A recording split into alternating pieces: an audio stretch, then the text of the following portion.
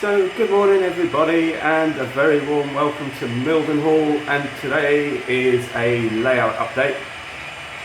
Firstly, I'd like to wish all the fathers out there a very happy Father's Day, including to my dad, who, after all, between him and my mum, got me, I think it's more my dad's idea, got me into the railway in the first place with a Hornby HST set all those years ago. And that is still with me and has never left me. So today I just thought I'd give you a brief update on what's going on here at Mildenhall. And we have sound going. We have my 66, which I put sound in recently, which will be coming up shortly through the camera, and that is just over there, as you can see. It's just coming through the picture now. That's just pulling a small rate of 3 HIA wagons, Freightliner ones, but I haven't been able to find the rest of them. I found 3 of them, but I've got about another 6 or so, maybe 5 to make up a rate. And then on the other side we have Revenge 50020, and that is pulling a rate of mixed Mark 1s, and that is pretty much my test locomotive, is Revenge. It kind of does all my testing for me at the moment, just because I always tend to keep it to hand, and it hasn't got a sound chip in it, so it's kind of a good loco to use. So I don't want to start testing the sound chips in case anything goes wrong or shorts out or anything. So since you last saw Mildenhall, it's changed quite a bit. Essentially, as you can probably see now, we have 3 running loops all the way around now, instead of 2. So that makes it a bit more interesting, although I only have 2 locos running, but I'm only doing that possibly to just demonstrate the kind of what you can do with this track plan. It's just basically an oval with three tracks going all the way around, and I will be doing something in the middle, but I'm not quite sure yet. And then I've now moved the station from the front to the back, and that's going to be quite a big mainline station.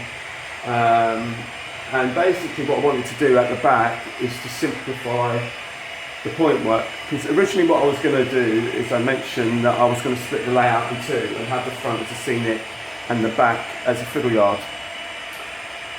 But that posed quite a lot of problems because of the kind of reach.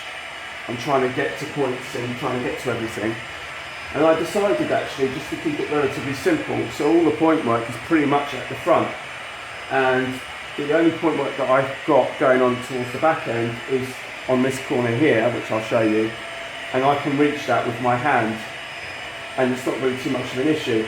But I thought if I start putting the fiddle yard at the back, then all of a sudden it's going to be difficult to see where everything is, because I'm going to want to separate it, and then I'll have all this point work going on at the back, which I might be able to see what the trains are doing, and if they derail, then it might make it difficult to get to. So I just thought to myself, well, what I'm going to possibly do is, this is like another incarnation of Mildenhall, but I'm really liking this version. So yeah, let's sort of have a little look, see at what's going on then, a little bit closer detail then. So at the back end of the layout is where this is the point work here. You can see that there's some point work just over there, which is a crossover, and then there's some point work here. And that's pretty much at this end of the layout, which I can reach quite easily. But that is it. And I thought to myself, it's probably best to put the station at the back, because what it will do is it will just keep things relatively simple. And that is the main station there. And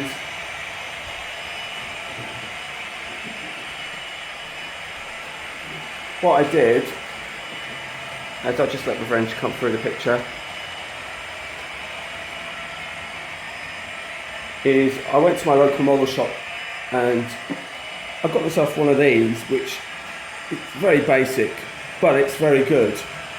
Now what I'm going to do with this, the plan is with this railway now, is I'm going to keep it relatively basic, relatively simple, and pretty much almost like a train set layout, as it were. But what I'm going to do is I'm going to just enhance the standard Hornby bits that I've got, and just to give them that extra dimension, just to improve them. And because realistically, this layout, and I shouldn't complain because it's big, it's quite big, but that's kind of it in its entirety, I think. Let me see if the far out. So this is pretty much it as it is in its entirety. And I should be grateful that I've at least got this. I can't do any more than this. And so that's pretty much it. And but I just kind of am a bit of a realist in the sense that I know I'm not going to probably get anything overly convincing, but to be perfectly truthful with you, I'll make it as convincing as I can do, and something nice for people to look at and for me to enjoy. And quite frankly, I really do enjoy just watching the trains going round and round, and just sort of like, yeah, I mean, yeah, this is much better having a circuit layout than having my end-to-end layout, because it's quite nice. 66, 532 goes round. I just like watching the trains going round, which is really, really cool. So, and then what I've got on this end is in terms of point work. So all the point work's really down at this end.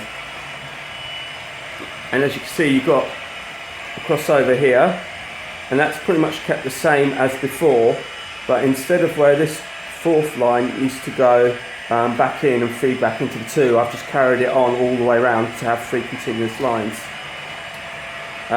which is great, so I can have 3 trains running at the same time. But that's something I haven't actually tested with the Prodigy Express. But the reason why I haven't got 3 trains running at the moment is I just thought I'd sort of show you what I could do with the point work in this arrangement.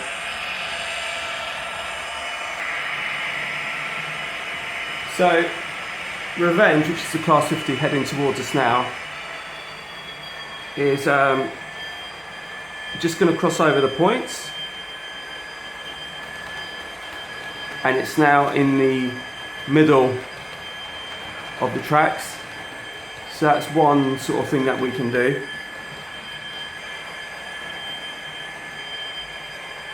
And now here she comes.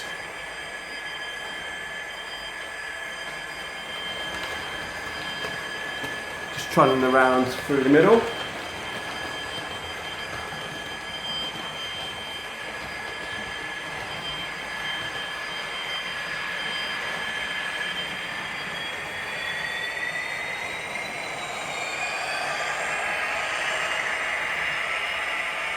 Now, one of the other things I've done today is I've also added this railing here, because I'm so limited on space that the track has almost go right on the edge, but I was a bit conscious about the trains committing suicide. And so I put this edging on. I haven't painted it, I've only just done this today. Just waiting for that 66 to calm down a bit.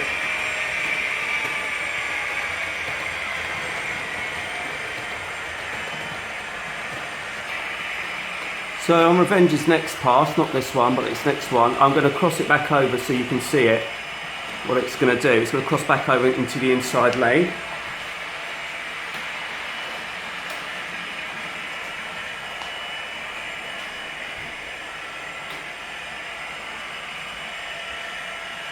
So here she comes, so I'm just going to follow it round, and it's going to go back into the inside lane. And back through the platform, which is quite nice because it's a nice smooth transition back into the station. And she's now back.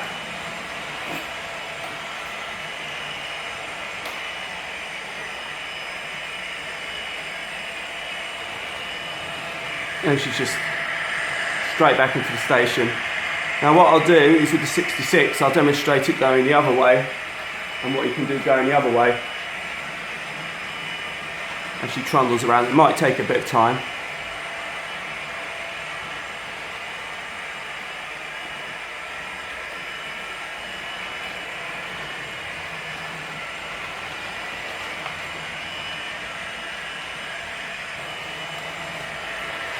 So here she comes, it's P&O Ned Lloyd Atlas.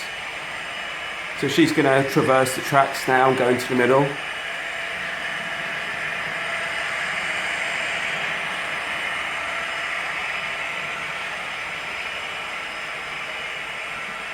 So there she goes, trundling off.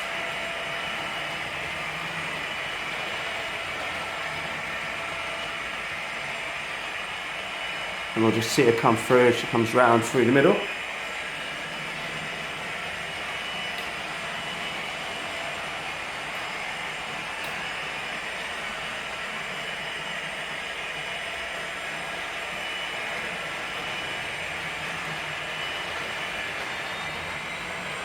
Give her a bit of welly.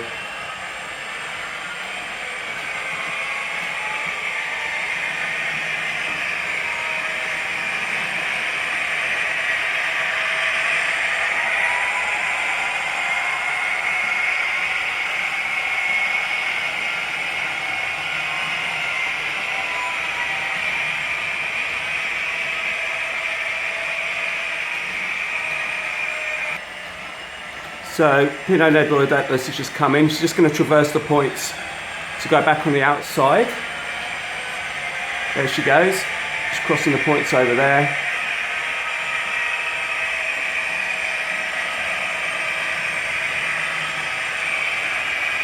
And she's nicely through.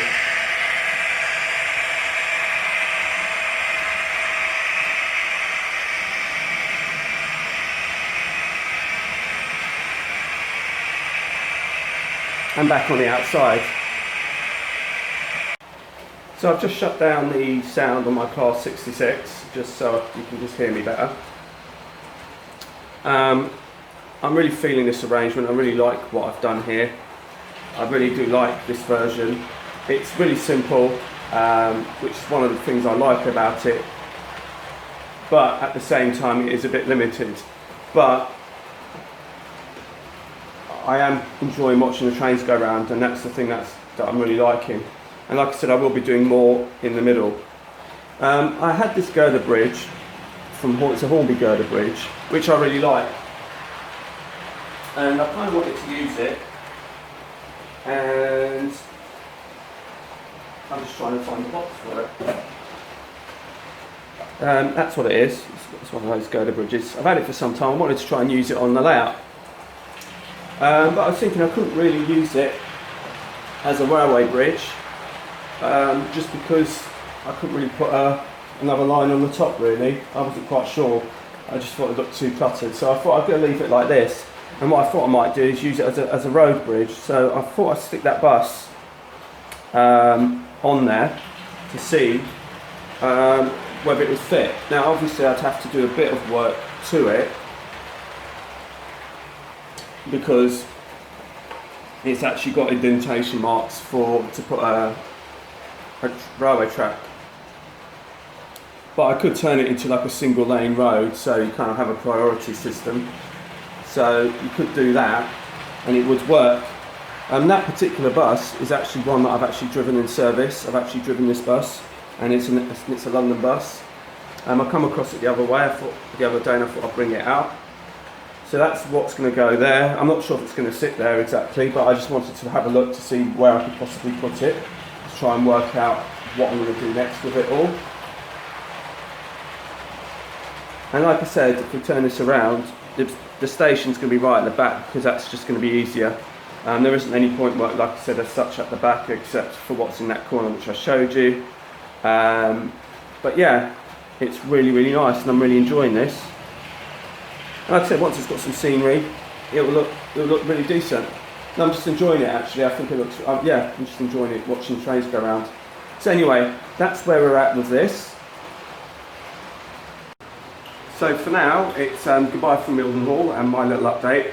Like I said, it's not a huge amount, but we're getting there. And I think I'm starting to get to a plan and to a point which I like. And I just, like I said, I've got a few more options now. And we've kind of lost my fiddle yard, but I think common sense prevails. That it just really wasn't practical, to be honest with you, to have all the point work and the fiddle yard at the back, which is going to make it quite difficult for me to reach.